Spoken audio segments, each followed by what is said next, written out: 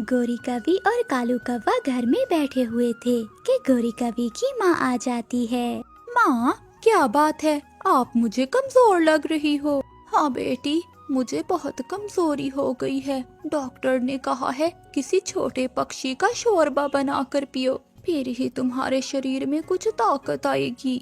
सुना है कालू जी, माँ जी को डॉक्टर ने शोरबा पीने को कहा है। क्या कोई नजर में है छोटा पक्षी? सासू माँ को शहर वाले जंगल से कोई मुर्गी का बच्चा लाकर शोरबा बना दो। जंगल में किसी छोटे पक्षी को पकड़ना बहुत मुश्किल है। बेटा, जब तुमने मेरी बेटी कफी से शादी की थी तब तो तुम बहुत बहादुर बन रहे थे। क्या तुम अपनी सास के लिए इतना छोटा सा काम भी नहीं कर सकते? कालू जी, मेरे सुंदर पति, माँ बीमार है, अब कुछ न कुछ तो करना ही होगा। कालू कौवा घर से निकलता है और रानू चिड़िया के घर के पास जाकर छुपकर बैठ जाता है। ये चिड़िया नदी से पानी पीने जरूर जाएगी। गुड्डू बेटा, आप यहीं पर बैठो, मैं अभी नदी से पानी पी कर आती हूँ। तभी वहाँ हरियाली तोती आ जाती है। चिड़िया, मैं तुम्हारे बेटे के पास बैठती हूँ और तुम जाओ नदी से पानी पी आओ। हाँ हरियाली बहन, मेरे बेटे का ध्यान रखना। फिर रानू चिड़िया नदी से पानी पीने चली जाती है और हरियाली तोती गुड्डू के पास बैठ जाती है। इसे भी अभी आना था, सारा काम खराब कर दिया इस तोती की बच्ची ने। किकी बेटा, मैं बाहर से दाना लेने जा रही हूँ, आप घर में ही रहना और बाहर न निकलना। मम्मा, मैं घर में ही रहूँगा, आप जल्दी आना वापस। फिर मामा कबूतरी वहाँ से निकलती है। कबूतरी को जाता हुआ देखकर कालू कौवा कबूतरी के घर चला जाता है। चलो छोटे बच्चे, मैं तुम्हें दूध की कुल्फी लेकर देता हूँ। वो कहाँ से मिलेगी अंकल? मेरे घर के पास है दुकान जहाँ से दूध की कुल्फी मिलती है। बहुत स्वादिष्ट होती है वो कुल्फी। क्या तुम जाओगे मेरे साथ? ऐसे अपनी बातों में फंसाकर कालू कौवा छोटे किकी को अपने साथ ले जाता है। हरियाली तोती कबूतर के बच्चे को कौवे के साथ जाता हुआ देख लेती है। ये कालू का बच्चा छोटे कबूतर को अपने साथ लेकर कहाँ जा रहा है? रानू चिड़िया भी नदी से पानी पीकर आ जाती है। चिड़िया चिड़िया, वो देखो, वो काला कौवा कबूतर के बच्चे को लेकर कहीं जा रहा है। हमें जाकर देखना होगा, कहीं वो कौवा उस छोटे बच्चे को नुकसान न पहुंचा दे। गुड्डू बेटा, आप घोंसले में पत्तों के नीचे छुप जाओ और बाहर न निकलना। मामा चिड़िया और हरियाली तोती कौवे के पीछे पीछे जाती हैं। किकी एक जगह जाकर बैठ जाता है। मैं थक गया हूँ अंकल, अब मैं और नहीं उड़ सकता। बस थोड़ी ही दूर और जाना है हमें, जल्दी करो बेटा। रुको रुको कौवे, तुम इस बच्चे को लेकर कहाँ जा रहे हो? मम्मा, मैं तो इसे दूध की कुल्फी खिलाने जा रहा हूँ। दूध की कुल्फी? ठीक है कौवे, हमें भी साथ लेकर जाओ। नहीं नहीं, मेरे पास इतने पैसे नहीं हैं। दुष्ट कौवे, छोड़ दो इस बच्चे को और भाग जाओ यहाँ से। आंटी, कौवे अंकल तो बहुत अच्छे हैं, आप इन्हें क्यों डांट रही हैं? नहीं बेटा, ये कौवा बहुत बुरा है, ये जरूर तुम्हें कोई नुकसान पहुँचाएगा। चिड़िया और हरियाली तोती कौवे को वहाँ से भगा देती हैं और छोटे कबूतर के बच्चे को वापस उसके घर ले जाती हैं। चिड़िया और हरियाली, आप दोनों का एहसान है मुझ पर, आपने मेरे बच्चे को बचा लिया।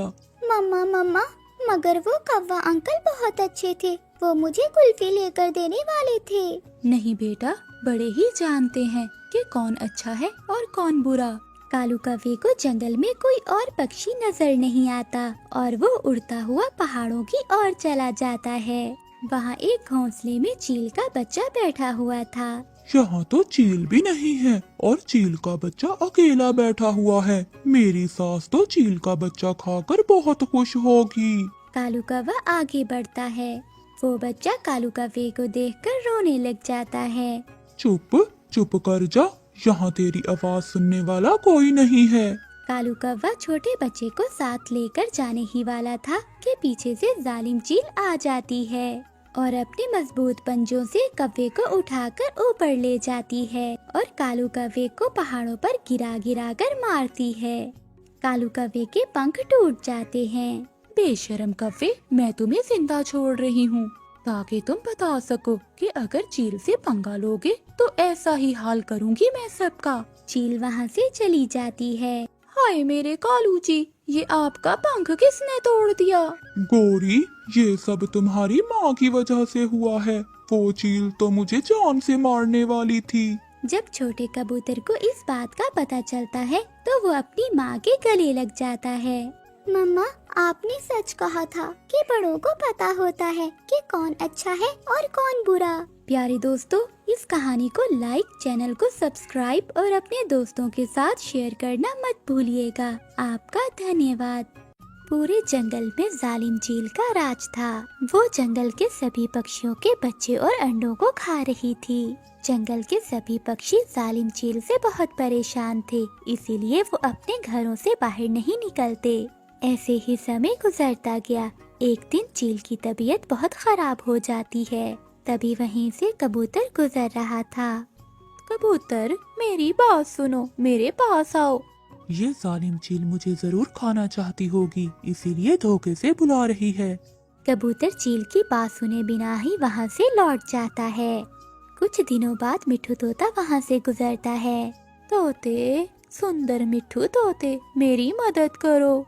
सुंदर मिट्ठू तोता तुम्हारी बातों में नहीं आने वाला, किसी और को उल्लू बनाओ। मिट्ठू तोता भी वहाँ से चला जाता है। सब मुझसे डरते हैं। पक्षी ये नहीं जानते कि मैं कितनी मुश्किल में हूँ। कोई भी मुझे पानी नहीं ला कर दे रहा, कोई भी मेरी बात नहीं सुन रहा। वो चील मुझे अपनी बातों में फंसा रही थी, मगर चिड़िया, मैं उसकी कोई भी बात सुने बिना वहाँ से भाग आया। परंतु मिठू भैया, हो सकता है वो चील किसी मुसीबत में हो, आपको उसकी मदद करना चाहिए थी। ना बाबा ना, मैं तो चील के पास से भी ना गुजरूं, वो बहुत जालिम चील है। मिठू की बात सुनकर चिड़िया के दिल में दया आती है और वो पहाड़ों की ओर चील के पास जाती है। चचा चील दी, क्या आप बीमार हो? हाँ चिड़िया, मुझे कई दिनों से बुखार है। कोई मुझे नदी से पानी ला दे, फिर ही मैं बचूंगी, वरना शायद मैं प्यास से ही मर जाऊं। चील दी, अगर मैं पानी ले आऊं तो आप मुझे खा तो नहीं जाओगी? नहीं नहीं चिड़िया, अब मैंने शिकार करना भी छोड़ दिया है। चाहे तुम मेरे पंख को हाथ लगा कर देख लो, मुझे बहुत तेज बुखार है। नहीं नहीं, छूने की कोई जरूरत नहीं। रानू चिड़िया डरते डरते मटका नदी पर ले जाती है और पानी भरकर चील के पास आती है।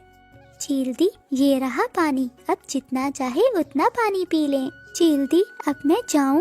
हाँ चिड़िया, तुम्हारा बहुत बहुत धन्यवाद जो तुमने मुझ पर भरोसा किया।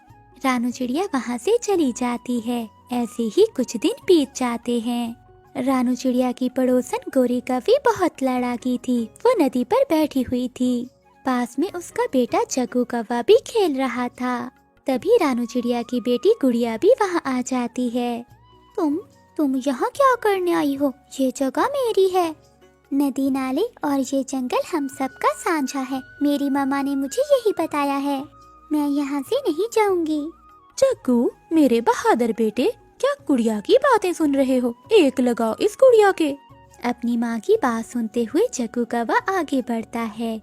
तभी गुड़िया अपनी चोंच जग्गू के सर में मारती है और वहाँ से भाग जाती है। हाय मम्मा, मारा, उस गुड़िया ने मुझे मारा। अरे जग्गू, तेरे तो सर से खून निकल रहा है। तू चल घर में, मैं देख कर आती हूँ इस गुड़िया की बच्ची को। गोरी कभी गुस्से में रानू चिड़िया के घर की ओर जाती है। मम्मा, सच में पहले लड़ाई जग्गू ने शुरू की थी। मैंने तो अपने आप को बचाने के लिए उसे चोंच मारी। खोलो खोलो दरवाजा चिड़िया की बच्ची, आज मैं नहीं छोड़ूंगी तेरी गुड़िया को। रानू चिड़िया गोरी कवि की बातें सुनकर डर जाती है। गुड़िया बेटी, तुम छुप जाओ, वो गोरी कवि आ गई है, वो छोड़ेगी नहीं किसी को। गुड़िया वहाँ छुप जाती है और रानू चिड़िया दरवाजा खोलती है। कहाँ है तुम्हारी वो गुड़िया? आज नहीं छोड़ूंगी मैं उसे। उसने मेरे जग्गू के सर में चोंच मारकर उसका सर फाड़ दिया है। गोरी बहन, क्या हुआ? मेरी गुड़िया तो अभी तक घर नहीं आई। तो आ लेने दो उसे, मैं उसे जान से ही मार दूंगी। गोरी कवि गुस्से में वहाँ से चली जाती है। गुड़िया बेटी, चलो, हमें अब ये घर छोड़कर जाना होगा, क्योंकि गोरी कवि अब बदला जरूर लेगी। मम्मा, पर मेरा दोष नहीं है, लड़ाई उसने शुरू की थी। मामा चिड़िया अपनी बेटी को साथ लेकर निकलती है। रास्ते में उसे वही चील मिल जाती है। जिसकी मदद कुछ दिन पहले चिड़िया ने की थी। चिड़िया चिड़िया, तुम कहाँ जा रही हो? चील दी, मेरे पड़ोस में एक कौवी रहती है। वो मेरी बेटी की जान की दुश्मन बनी बैठी है। वो मार देगी मेरी बेटी को, इसीलिए मैं अपना घर छोड़कर जा रही हूँ। जालिम हमेशा कमजोर पर ही जुल्म करता है। तुम चलो मेरे साथ, मैं देखती हूँ कौन है वो कौवी। चील रानो चिड़िया को वापस ले जाती है। थोड़ी देर बाद गोरी कौवी फिर से आ जाती है। निकल, बाहर निकल, गुड़िया की बच्ची, तेरी मौत आई है। तेरी हिम्मत कैसे हुई मेरे बेटे पर चोंच उठाने की? चिड़िया के घर से चील बाहर निकलती है। कहाँ है मौत और किसे मारने आई है तू काली कौवी? अच्छा चील चाची, आप यहाँ क्या कर रही हो?